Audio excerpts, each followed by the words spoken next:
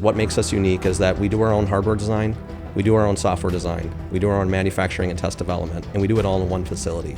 So if anyone has an issue with our product, we can support it no matter what it is. We do it ourselves because then if someone has a question, it doesn't matter if it's a hardware question or a software question, we can support it. We try to make sure that everyone we hire, they are really a good blend of hardware engineer and software engineer. Our software engineers have lab equipment on their desks and they can diagnose problems, and vice versa. They know both sides of it because in an embedded system, you can't be just the hardware guy, you can't be just the software guy. You need to understand both parts of the system.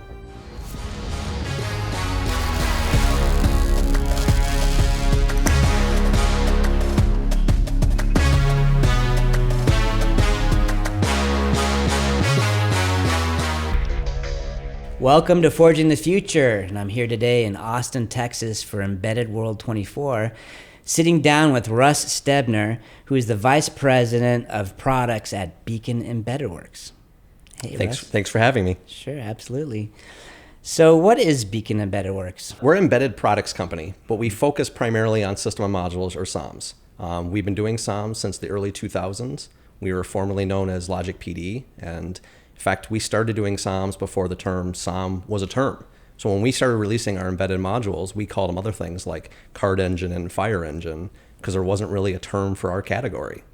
But even more than that, what we try to focus on is regulated markets. So medical, life science, aerospace, and defense. We try to be the compute module or the brain inside those devices. And why target those industries? We have a lot of capability that targets it towards that. First off, we're entirely based in the US. We have all the certification and regulation required for that. You know, some people talk about their ISO 9001. We're ISO 9001. We're ISO 13485. We're FDA. We're ITAR registered. We're AS 9100 for aerospace. Lots and lots of certifications and regulations. And we've had experience doing it. And the experience allows you to do it again because you know what it takes to do those harder applications. So it gives you a leg up. If I'm a startup and I'm developing a medical device, right, I would come to you for like a platform to design that. Yeah, a good example is we have a lot of SOMs in defibrillators. So some of the largest defibrillator manufacturers in the world will actually use our SOMs. And so there was a startup or a spinoff of one of those defibrillator companies, and we powered their device, and it's actually a wearable medical device. Oh, really? Yeah.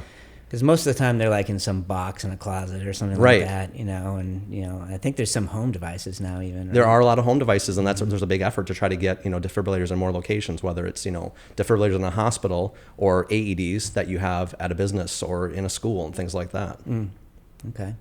Maybe I should, I'm in my 60s now, maybe I need to get me one of those at home. And they're so easy to use, actually, the AEDs, that literally, if anyone has access to it, they can save a life. Because that's the other problem, right? It's like, well, I know how to use it. I hope my wife does. Right. So there'll have to be training. Yeah. Wait, the geek's down. Wait, he's the guy that we ask to get our electronics working. Right. So interesting. Well, what's another example? Is it wearables? How small can you go with this stuff? Yeah, so the smallest we can go is here at the Embedded World Trade Show, we actually won Best in Show for our W5 Plus SOM, which is based off of Qualcomm chipset. Congrats. Thank you. It's a 15 by 27 millimeter footprint, so very, very, very small, and that's just what our standard product is. We can do it in other configurations, whether it's soldered down or just even different shapes if you want to put it in a watch. Now, admittedly, we don't do a lot of smartwatches, but we do a lot of wearables, a lot of portables, a lot of handhelds. We've done multiple vision systems for vision assistance for the blind. We're looking into a project on doing subtitling for people that are hard of hearing. So there's a lot of things that are head mounted in addition to the wrist or the body or thing like that. But we also do handheld applications in the field for like communications for soldiers. Interesting. Well, we've also done a lot of assistive technology, as it turns out, at Softech, because we're doing that for Disney. Yeah. Headsets and handhelds and things, although, I think this was 10, 15 years ago. They need a refresh, right? So maybe I need to talk to you. Absolutely, yeah. It's just so cool to be able to use technology to help people experience the world, in ways that you and I can. Right. When they have, low sight or low hearing or some other... right. So how small? You said you have wearables. So is that like a Fitbit type of form factor? You can actually go as small as like a Fitbit screen. Typically, like we wouldn't want to do a consumer product. We want to do something that's more unique. So a good example is if you want to have a wearable, whether it's wrist worn or something else, but it's for an employee in a hazardous condition. So you could do like air quality monitoring on your watch. So whether there's particulate matter in the air, or there's low oxygen concentrations, or there are gases in the air, it's a safety protection device that's not only telling you that you're in a bad situation, but it can radio back to your supervisors or plant operators, and they can say, hey, there's a trend in this area. There's multiple people that are starting to see bad conditions. So we don't want to be a Fitbit. We want to be something more than that. And if someone needs something more than what offers in an Apple Watch or a Fitbit, we're a good platform to start with. So you don't have to put the canary? No canaries. No, exactly. Electronic canary. Is it intrinsically safe then? So we do have intrinsically safe models. This one's not designed to be intrinsically safe. It's not in an explosive environment. But we've done some intrinsic safe stuff. We've done rad hard stuff. We've done some really odd or challenging conditions, including microsatellites in outer space. And so That's cool. There's a lot of other challenges that go when it's at those temperatures and in those conditions where you can't service this device. Well, that's true. You can't just update it very easily. Right. Exactly. Can you update it in space? Does it have a bootloader up there? Admittedly, I don't know what they do for updates, but it's more about can they service the hardware, and we try to make sure that they have long life on the products, and that the electronics can actually survive in those conditions. Yeah, we had Steve Altimus on the podcast. He's the CEO of Intuitive Machines, and they landed on the moon. First time we've landed on the moon in 50 years, right? So at the U.S. anyway. And just talking about how cold it gets on the dark side, right? And just extreme conditions, and then of course how hot it gets, right? It's a particular challenge to design for that environment.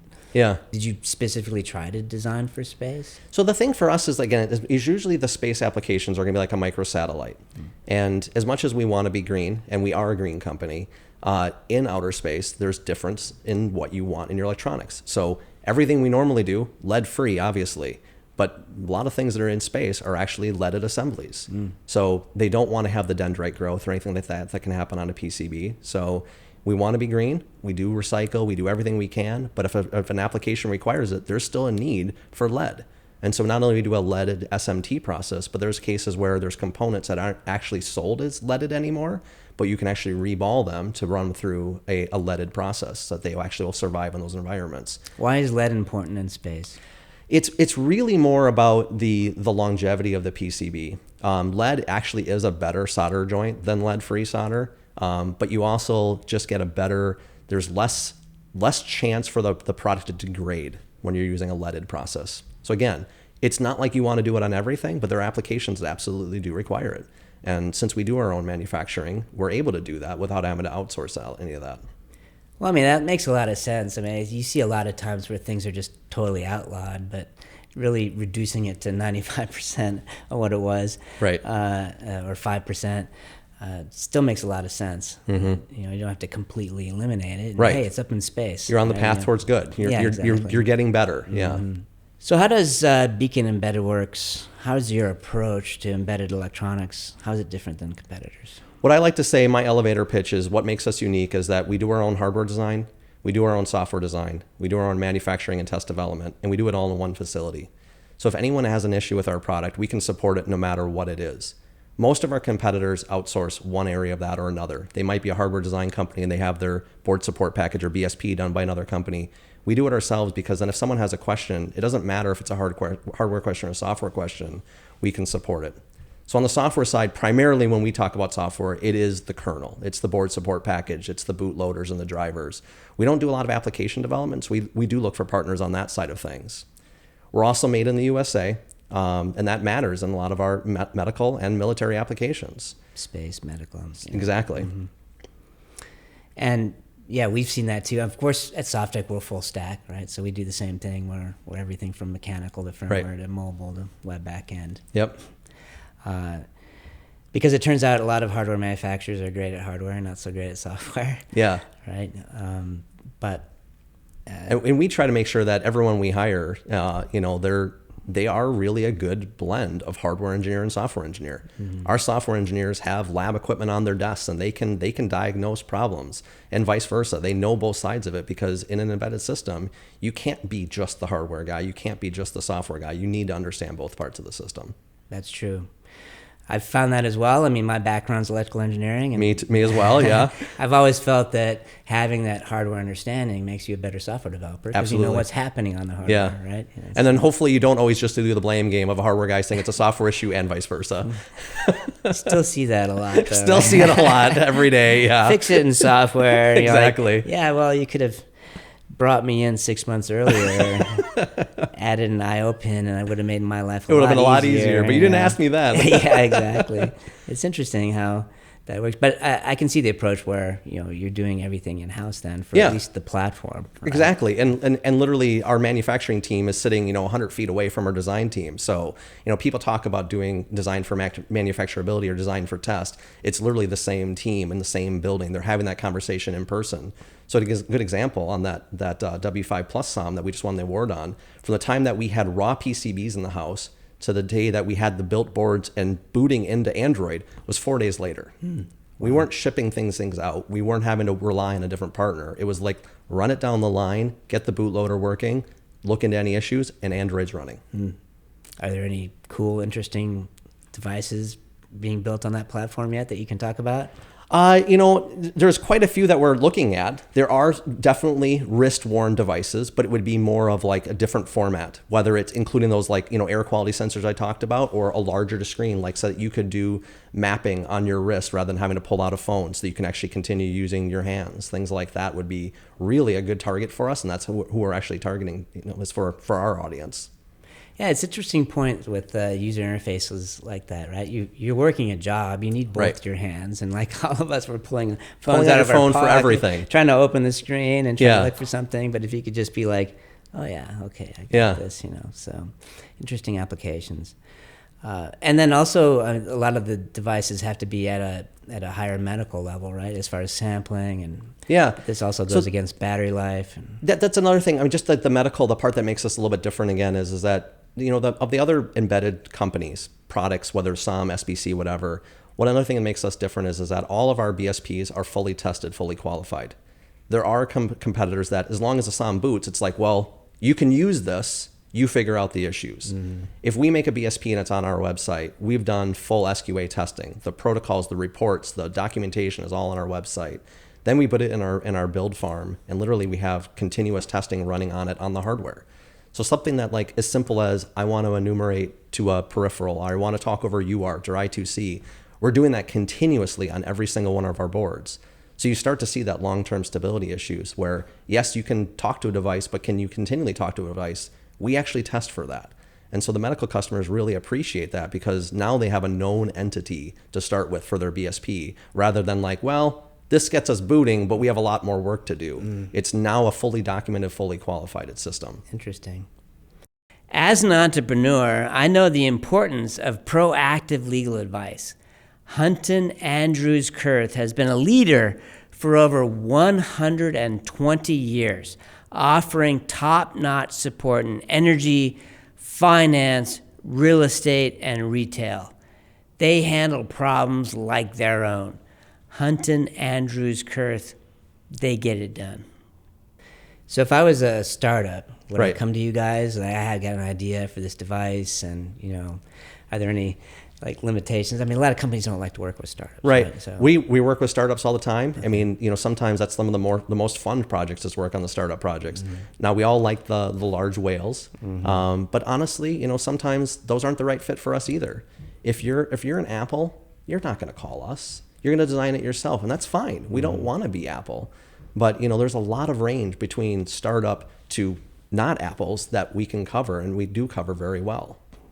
So would I just go to your website and find like a developer program, or what? Yeah, a good place to start is beaconembed.com. We have our public website that has kind of an overview of our products.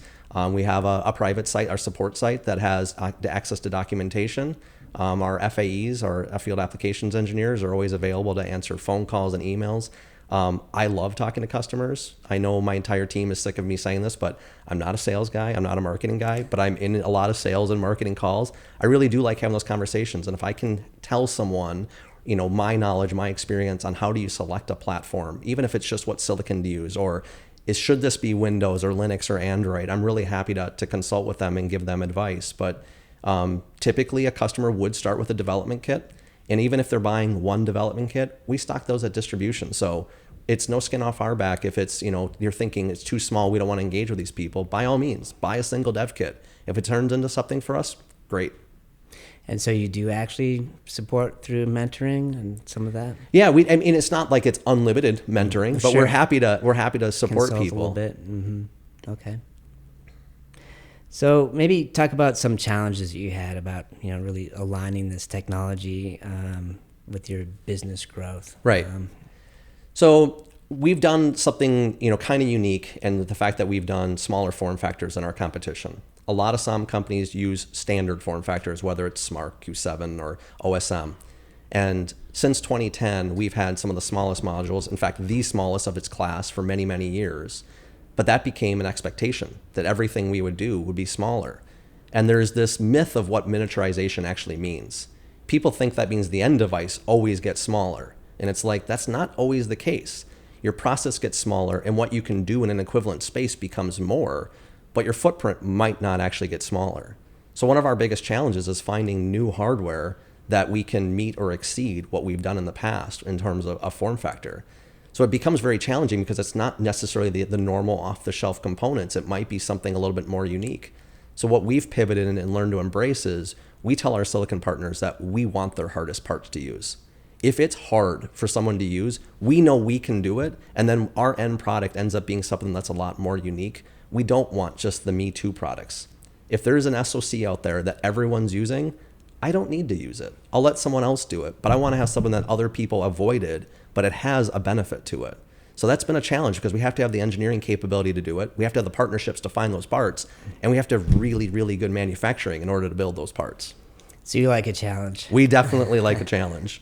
Now, my engineers might get angry at me sometimes because I make it too much of a challenge, but hopefully they're learning and growing and enjoying that. Yeah, especially when we come across a project and we haven't done it before. Yeah. To me, that's like, well, maybe we should. It's not a flag to not do it. It's a flag to do it. Right. Oh, okay. Right. This is what we do. We need to innovate. We need to have confidence in our ability to deliver something that we haven't done before. Have confidence to do something new as long as it's within your wheelhouse.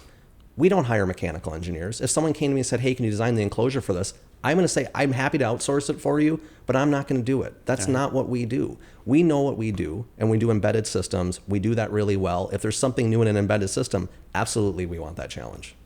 So what are some of your predictions for the future of embedded technology? I mean, where are things going in the next 5 years? Yeah, I think we're kind of already seeing a really good hints of what the next 5 years will be. And that's really that there's no one-stop hardware for all embedded applications. So you're starting to see this much more heterogeneous architecture, diversification of your platform. So good examples are, back in the day, if you had an MPU, that was standard. If you had an MPU with a DSP integrated, like a TI device, that was unique. Now, we're talking about a device that has application core processors, microcontrollers, NPU cores, multiple types of DSPs, GPUs, CPLDs, FPGAs. It's really picking the right hardware for your application. And even in that, even the application core processors, you're starting to see more diversification there with, things like RISC-V. We do entirely ARM. If it's x86, we have a sister company that we'll point people to, but we don't do an x86 design. But we're starting to see a lot more on the RISC-V side because it can be lower cost or smaller size. So it's really about picking that right processing platform rather than saying we have such a good processor in general that it just handles all applications. No, it's about the size, the cost, the power consumption. Pick the right platform. Why did you lean into ARM and not x86 or something else? It's a good question. We actually did an x86 design a long time ago, and we started doing a little bit more. But really the markets that we were better in were the portable handheld things. And x86 with its power consumption just wasn't a fit. So admittedly, we've been doing ARM for a long time. And really what's changed for us is not the fact that we're using ARM, it's the software that you put on it. We had, WinCE was a big core competency for a long time for our people. And, we felt like we were late to the game moving to Linux, but reality, when you look at the market, we moved to Linux really, really early.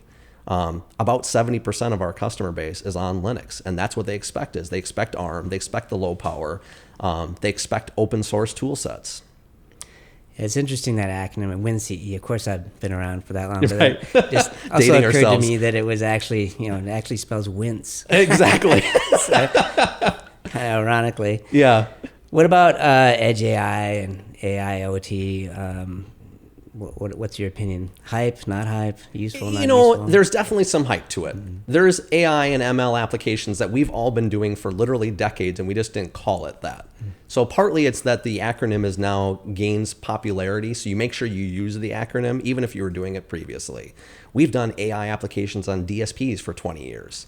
It didn't make it any different that we moved it from a DSP core to an MPU core. It might be more efficient, you might have more support for it, but it's always been there. So we definitely support AI and ML. We have processors and SoCs that have dedicated MPU cores. Again, we're not the application developer, so we want to give people the hardware that they can run that ML on, but we're not necessarily the framework or the modeling company to do the final solution for them.